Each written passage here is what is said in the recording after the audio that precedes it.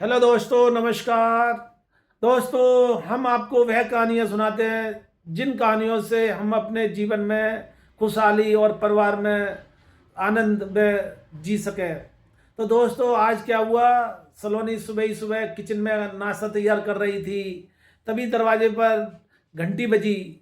उसने दरवाज़ा खोला तो देखा कि दरवाजे पर उसके पापा खड़े थे। पापा? अरे, आप इतने सुबह? सलोनी ने हैरानी से पूछा। तो बैठिए, चाय बनाकर मैं लाती हूँ। इतना कहकर सलोनी किचन में चली गई। दीपक ने भी उठकर अपने ससुर का अभिवादन किया। तो सलोनी के पापा यानी विश्वनाथ जी को विश्वविद्यालय में प्रोफेसर के पद से रिटायर हुए थे, अभी 2 साल हुए हैं उन्हें। उन्होंने कहा, मैं बैठूंगा नहीं बेटी, मुझे दीपक से कुछ बातें करनी है। इतना कहकर वो ऊपर वाले कमरे में अपने दामाद जी के साथ चले गए। तो ऊपर के कमरे में पहुंचते ही प्रोफेसर साहब ने दीपक के गाल पर एक जोरदार थप्पड़ जड़ दिया। दीपक हैरानी से उनको देखने लगा। प्रोफेसर साहब गुस्से में डांटते हुए बोले, तो मैं क्या लगा कि तुम कुछ भी करोगे, मुझे कुछ भी पता नहीं चलेगा? कोई कमी नहीं छोड़ी थी मैंने लड़की की शादी में। जितना हो सका मैंने दिया था, फिर भी तुम्हारी मांग पूरी नहीं हो पा रही अभी तक। दीपक आंखों में शर्म लिए नजरें झुकाए हुए खड़ा था। प्रोफेसर साहब, अब कोई नहीं, मैं बर्दाश्त करूंगा। फिर थोड़ी देर बाद वह नरम हुए और बोले, तुम अपनी बहन के बारे में सोच कर देखो कि शादी के 3 साल बाद भी उसका पति तुमसे दहेज की डिमांड करता रहे, तो गाड़ी की मांग करता रहे, तो तुम्हें कैसा लगेगा? मैं चाहता था तो ये सब अपनी बेटी के सामने भी कर सकता था, किंतु तुम्हें सबक सिखाने के लिए इतना ही काफी है। बाकी तुम समझदार हो, प्रोफेसर साहब ने दीपक से कहा। अब दीपक को समझ आ गया कि उसने क्या किया था।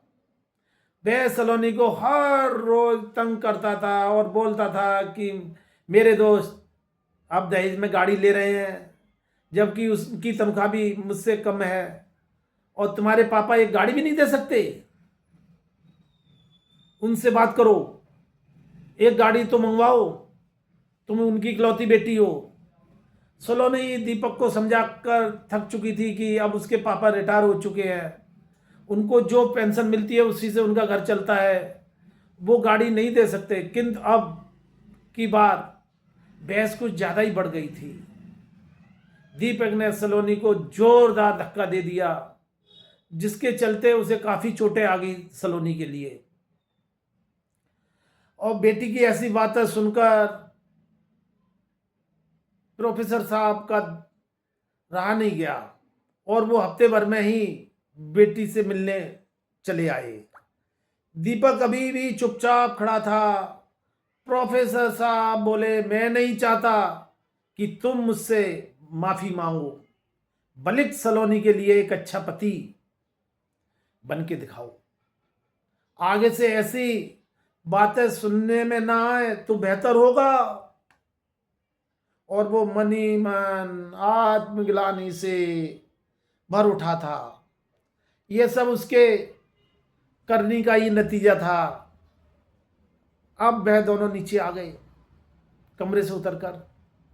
सलोनी अपने पापा से बोली, पापा आप इतने दिनों बाद आए हैं, कुछ खाकर जाइए, मैं लाती हूँ।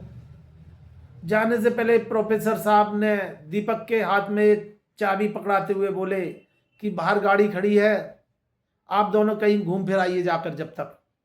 इतने में सलोनी पापा के लिए नाश्ता लेकर आई। पापा को ना देखकर दीपक से पूछा कि पापा चले गए क्या, बिना कुछ खाए?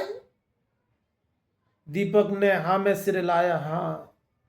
अरे, वो बाहर गाड़ी किसकी खड़ी है? एकदम नई नई चमक रही है।